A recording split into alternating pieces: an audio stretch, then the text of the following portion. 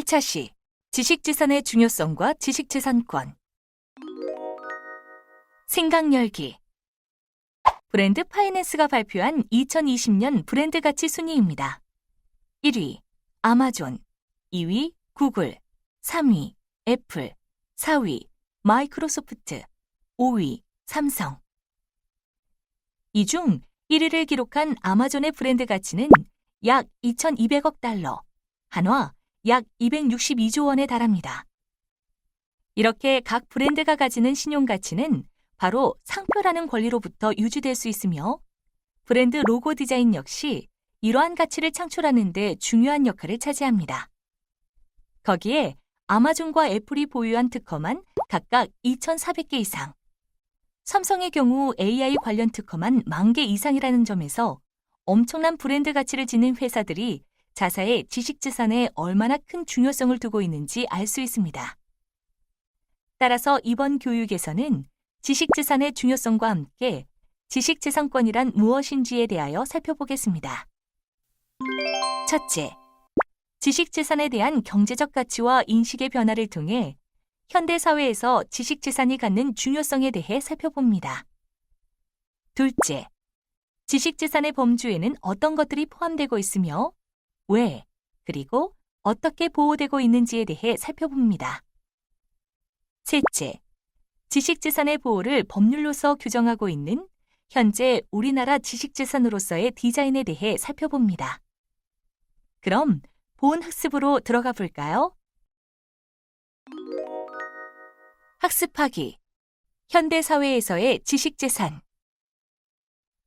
일반적으로 우리들은 재산이라고 하면 부동산이나 귀금속과 같은 유형의 것을 생각하지만, 오늘날은 발명이나 상표, 디자인과 같은 무형의 자산 역시 중요한 지산으로 평가되고 있습니다.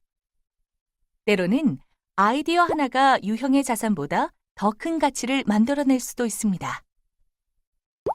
일례로 현재 약 350억 달러, 하나로 약 42조 원의 가치를 가지고 있는 브랜드 나이키의 로고 디자인은 당시 대학생이었던 캐롤라인 데이비슨이 단돈 35달러를 받고 만든 것입니다.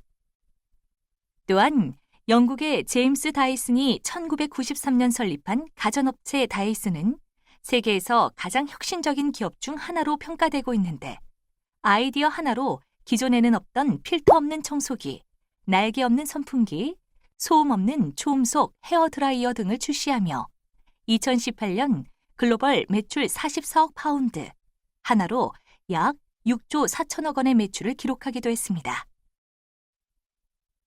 기존의 지식재산 이외에도 시간의 경과에 따라 기술 발달의 영향으로 과거에는 보호받지 못했던 것들이 지식재산권으로 보호되거나 새로운 보호의 필요성이 제기되고 있는데, 트레이드 드레스나 퍼블리시티권이 대표적인 신지식재산권이라 할 수 있습니다. 트레이드 드레스란 색채, 크기, 모양 등 상품이나 서비스의 고유한 이미지를 나타내기 위해 사용된 복합적인 요소를 뜻하는 것으로서 전체적 제품의 외관, 서비스의 형태, 인테리어와 같은 것만 보더라도 특정한 브랜드, 기업을 떠올릴 수 있다면 트레이드 드레스에 해당합니다. 미국에서 트레이드 드레스로 인정되는 대표적인 예가 바로 코카콜라 병 모양이며, 우리나라의 경우 바나나 맛 우유와 아이스크림, 더위 사냥의 포장 용기 모양이 대표적인 예입니다. 삼성과 애플 간의 소송에서 문제가 되었던 것 중에 하나가 바로 트레이드 드레스였습니다. 당시 애플은 삼성이 아이폰의 트레이드 드레스를 침해했다고 주장하였으나, 이러한 형태는 누구나 사용할 수 있는 기능적인 요소에 불과하다는 취지로 인정되지 않았습니다. 또 하나의 새로운 지식재산인 퍼블리시티권이란 영화배우나 탤런트, 운동선수 등 유명인이 자기의 이름이나 초상에 대한 가치를 경제적으로 이용할 수 있는 권리입니다. 이와 관련해서는 많은 연예인들이 퍼블리시티권 침해에 따른 소송을 제기한 바 있습니다. 점차 경제전쟁 시대에서의 특허, 상표, 디자인, 저작권 등 모든 지식재산은 새로운 자원이자 첨단 무기가 될 수도 있습니다.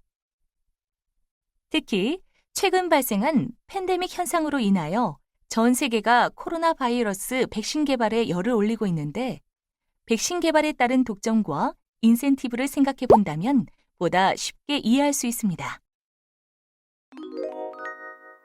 학습하기. 지식재산권이란 무엇인가? 과거에는 지적 소유권, 지적 재산권이라는 용어로도 혼용되었던 지식재산권은 인간의 산업, 과학, 문학 또는 예술 분야의 지적 활동에서 발생하는 모든 권리와 표지에 관한 권리 등을 포함하는 개념입니다. 참고로 2011년 7월 20일부터 시행된 지식재산기본법은 지식재산과 신지식재산, 지식재산권에 대하여 다음과 같이 정의하고 있습니다. 첫째, 지식재산이란 인간의 창조적 활동 또는 경험 등에 의하여 창출되거나 발견된 지식, 정보, 기술, 사상이나 감정의 표현, 영업이나 물건의 표시, 생물의 품종이나 유전자원, 그 밖에 무형적인 것으로서 재산적 가치가 실현될 수 있는 것을 말한다. 둘째, 신지식재산이란 경제, 사회 또는 문화의 변화나 과학기술의 발전에 따라 새로운 분야에서 출현하는 지식재산을 말한다. 셋째, 지식재산권이란 법령 또는 조약 등에 따라 인정되거나 보호되는 지식재산에 관한 권리를 말한다. 다시 말해 특허, 실용신안, 상표, 디자인, 저작물이 전통적인 지식재산으로 분류되었다면 앞서 언급한 트레이드 드레스와 퍼블리시티권 외에도 반도체 직접 회로 배치 설계, 컴퓨터 프로그램, 데이터베이스, 인공지능과 같은 것들이 신지식재산의 범주에 포함될 수 있는 것입니다. 신지식재산에 대한 보호의 필요성과 함께 기존의 지식재산권법인 특허법, 실용신안법, 상표법, 디자인보호법, 저작권법의 개정이 이루어지기도 하지만 새롭게 제정된 부정경쟁방지 및 영업비밀보호에 관한 법률이나 식물 신품종보호법, 반도체 직접 회로의 배치 설계에 관한 법률 등에 의해서도 다루어지고 있습니다. 그리고 이러한 전통적인 의미의 지식재산과 신지식재산을 다루는 법률을 통틀어 지식재산권법이라고 부르고 있는 것입니다. 여기서 전통적인 지식재산권은 산업발전과 산업질서 유지를 본질로 하는 산업재산권과 문화발전을 본질로 하는 저작권으로 나누어 볼 수 있습니다. 우리 법은 지식재산권을 이루고 있는 특허권과 실용신안권, 상표권, 디자인권, 저작권을 각각 특허법과 실용신안법, 상표법, 디자인보호법, 저작권법으로 보호하고 있습니다. 따라서 지식재산권에 대한 권리를 가진 권리자, 즉 지식재산권자만이 자기의 지적 창작물이나 영업상의 표지를 이용할 수 있으며 제3자가 이를 이용하기 위해서는 지식재산권자의 허락을 받아야 합니다. 지식재산으로서 법에 의해 보호받는 발명, 저작물, 디자인 등을 최초로 창작하는 데는 많은 노력과 어려움이 따르는 것에 비해 그것을 모방하는 것은 보다 쉽고 적은 노력이 드는 것이 사실입니다. 만일 이러한 지식재산의 모방까지도 인정하게 된다면 최초의 개발자나 창작자의 노력은 결국 보상받지 못하는 결과를 초래하고 말 것입니다. 옛날에는 발명품과 창작물의 모방은 기술적 어려움으로 인해 모방 자체가 쉽지 않고 많은 시간이 소요되었으나 점차 기술의 발전으로 인해 모방의 용이성은 더욱 높아졌습니다. 최초의 발명이나 창작 등에 대해 어떠한 이점이나 인센티브도 주어지지 않는다면 결국 발명이나 창작에 대한 의욕마저 사라지게 될 것이고 이러한 이유로 각 법률은 지식재산의 종류와 특성에 따른 세부 사항을 규정하고 지식재산권자의 권리를 보호하고 있는 것입니다.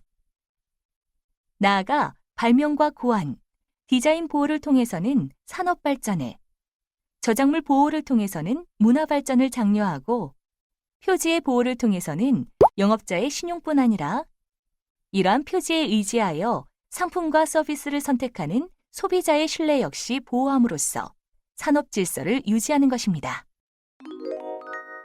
학습하기, 지식재산으로서의 디자인.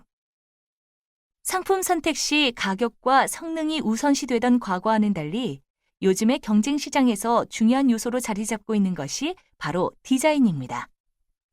따라서 디자인은 미감이라는 고유의 영역, 즉 디자인 그 자체의 전통적인 영역에서 확대되어 이제는 상품 및 서비스 기획부터 경영 전략에까지 영향을 미칠 정도로 그 중요성이 커졌습니다.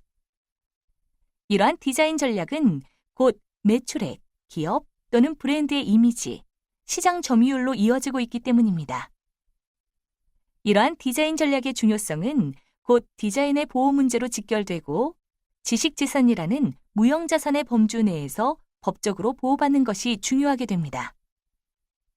앞서 언급한 바와 같이 산업재산권을 구성하고 있는 권리들 중에서 디자인권에 대한 보호는 현재 디자인보호법을 통해 이루어지고 있습니다.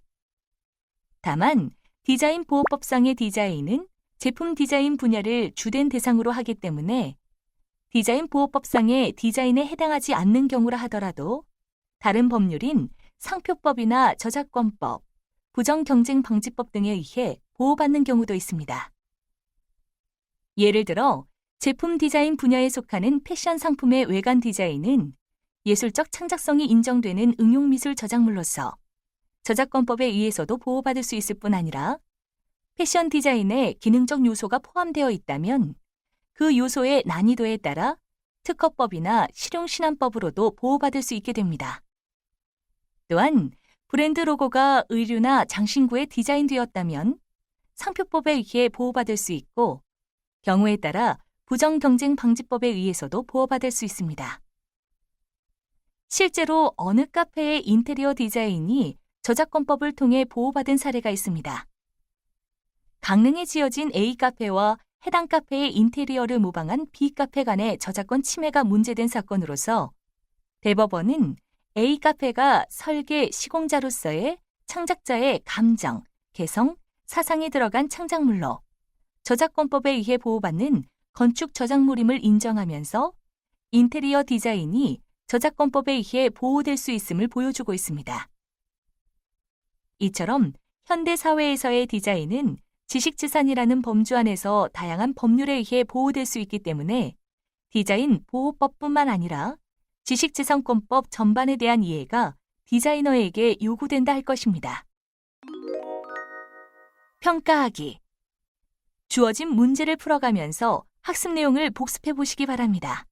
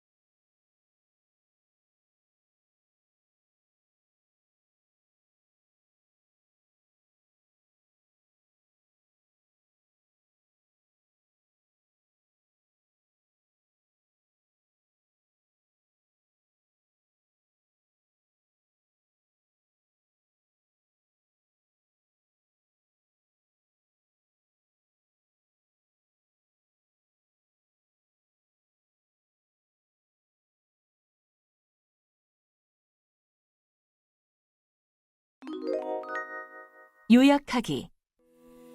지금까지 지식재산의 중요성과 지식재산권, 지식재산권이란 무엇인가, 지식재산으로서의 디자인에 대해 학습해 보았습니다.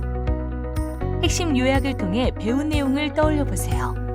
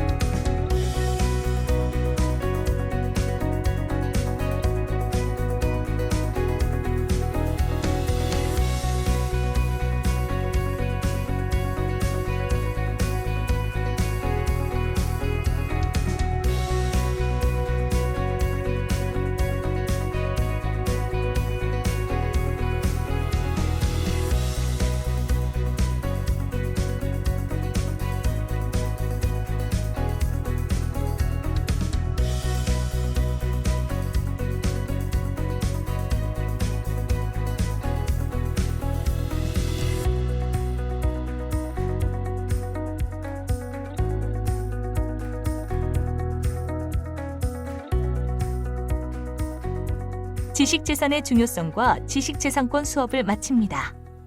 감사합니다.